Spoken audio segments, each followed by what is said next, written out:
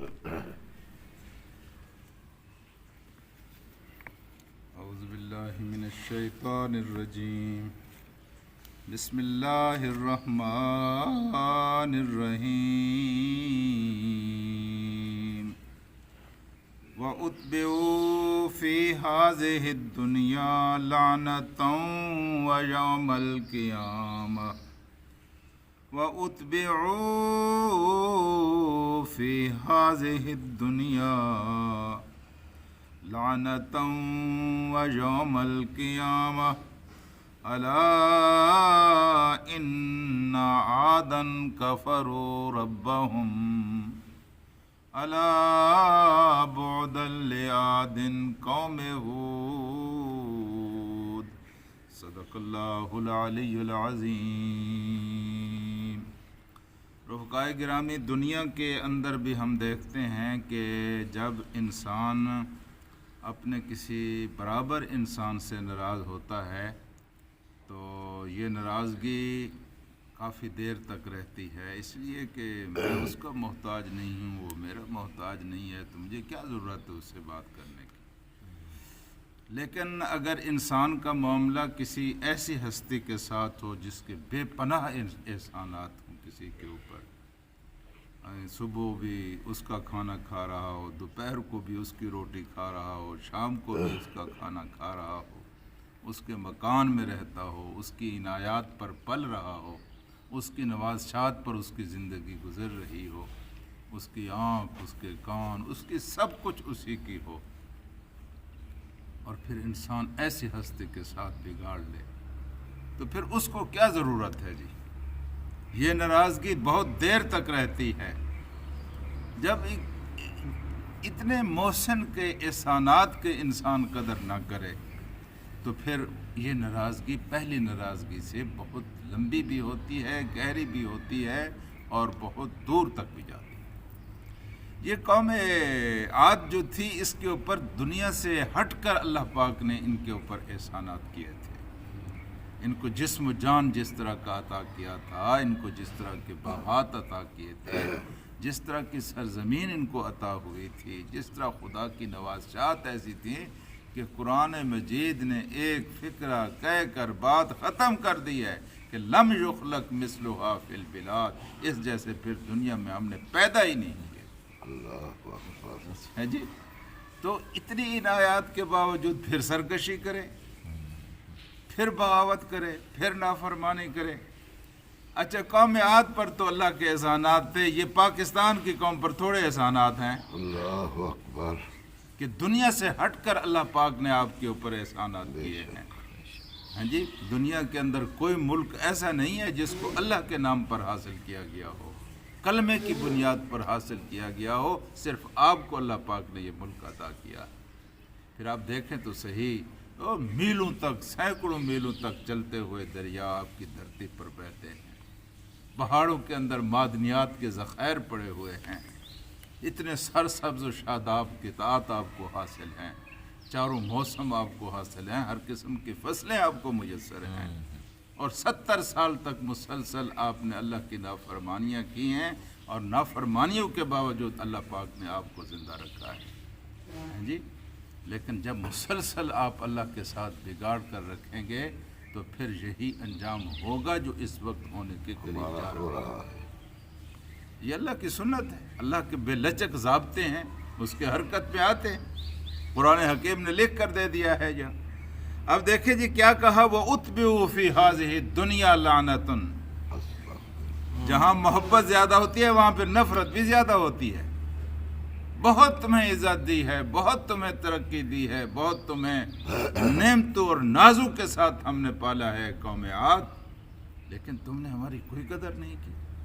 اگر تم نے ہماری کوئی قدر نہیں کی تو اتبعوا، تمہارے پیچھے میزان یہ میزائل کی طرح لگی ہوئی ہے لعنت۔ لعنت کا کیا مطلب ہے؟ اللہ کی رحمت سے دوری، خدا کی رحمت سے بعد، یہ اب تمہارے پیچھے لگا ہوا ہے۔ اور اس کا مطلب یہ ہے کہ جب اللہ پاک کسی سے ناراض ہوتا ہے، جس طرح ہم کسی سے ناراض بات نہیں کرتے، اس کی طرح منہ نہیں کرتے، اس کے ساتھ بات نہیں کرتے، اس کو دور، اس سے دور ہو جاتے ہیں، وہ ہم سے دور ہو جاتا ہے۔ اور جب اللہ جب قرب ملتا ہے تو انسان قریب جانے کی کوشش کرتا ہے. یہ ماں کو جب اپنے بچے سے محبت ہوتی ہے کیا کرتی ہے؟ اس کو اپنے سینے سے لگا دیتی ہے. اللہ کا جب قرب انسان کو حاصل ہوتا ہے تو مسلسل وہ کام کرتا ہے جو اس کو اللہ کے قریب کر دیتا ہے. تو چونکہ یہ نافرمان تھی وہ اتبعوا فی ہذہ الدنیا لعنۃ، اللہ نے دنیا کے اندر بھی ان کے اوپر لعنت مسلط کر دی، اور ویوم القیامہ، اور یہ لعنت قیامت کے دن تک ان کا تعاقب کرے. یہاں اس طرح کی لعنت تھی کہ ان کے گھر ان کی قبریں بن گئے. ان کے گھر جو بڑی آرزوؤں کے ساتھ انہوں نے بنائے تھے وہ گھر ان کی قبریں بن گئے. انہوں نے اپنی آنکھوں کے سامنے اپنے بچوں کو، اور بچوں نے آنکھوں کے سامنے اپنے ماں باپ کو تڑپ تڑپ کر مرتے ہوئے. خدا کی ناراضگی، اللہ اس سے بچائے. جب یہ ناراض ہوتا ہے تو پھر اس طرح کرتا ہے، تباہ و برباد کر کے رکھ دیا. اور اس کے بعد دنیا کی کوئی قوم ان کے گھروں کے اندر رہنے کے قابل نہ ہوئی. آج تک وہ ویرانی ناچتی ہے اور بربادی راج کر رہی ہے. کسی کو جرت نہیں ہوئی ہے کہ وہاں جا کر بسے اور وہاں جا کر رہے. جہاں خدا کا عذاب آتا ہے وہ سرزمین عبرت کا نشان بن جاتی ہے. تو کیا کہا کہ وَأُتْبِعُوا فِي هَذِهِ الدُّنْيَا لَعنَةٌ، لعنت دنیا کے اندر ان کے تعاقب میں چل پڑی. وَيَوْمَ الْقِيَامَةِ، اور قیامت کے دن تک یہ لعنت ان کا تعاقب کرے گی. اور پھر آگے جو لفظ کہا گیا الا کا مطلب یہ ہے کہ خبردار، ساری دنیا سن لے، ساری کائنات سن لے. یہ ڈھنڈورا پیٹ کر، منادی دے کر، ہوکا لگا کر کہا گیا کہ ساری دنیا سن لے. چھپ چھپا کر سزا نہیں دی جا رہی. یہ سزا دیکھیے، حضرت نوح علیہ السلام کے بعد یہ قوم آباد ہوئی ہے. کتنا عرصہ گزر گیا ہے.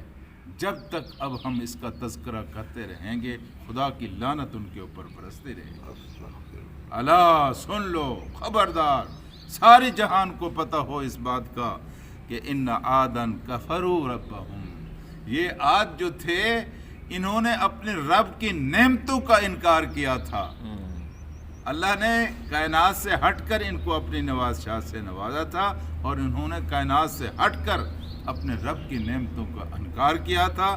الا بعدا لعاد قومنا ہود، الا سن لو، پھر کہا خبردار سن لو کہ اللہ تبارک و تعالیٰ نے بود بھی کہتے ہیں لعنت کو، اللہ تعالیٰ نے اٹھا کر دور پھینک دیا اپنے دروازے سے. کس کو؟ قوم لعادن، عاد کو، و قوم ہود، اور عاد وہ جو ہود علیہ السلام کی قوم تھی. یہ عاد جو تھے یہ دو قومیں تھیں. ایک کو عاد اولا کہتے ہیں، ایک کو عاد ثانی کہتے ہیں. ان کے دو ادوار اللہ پاک نے ان کو دیے تھے. یہ عاد اولا کا تذکرہ ہے جن کو اللہ تبارک و تعالیٰ نے دنیا کے اندر عبرت کا نشان بنا دیا، اور وہ خدا تبارک و تعالیٰ کے غضب میں گھر کر رہے ہیں.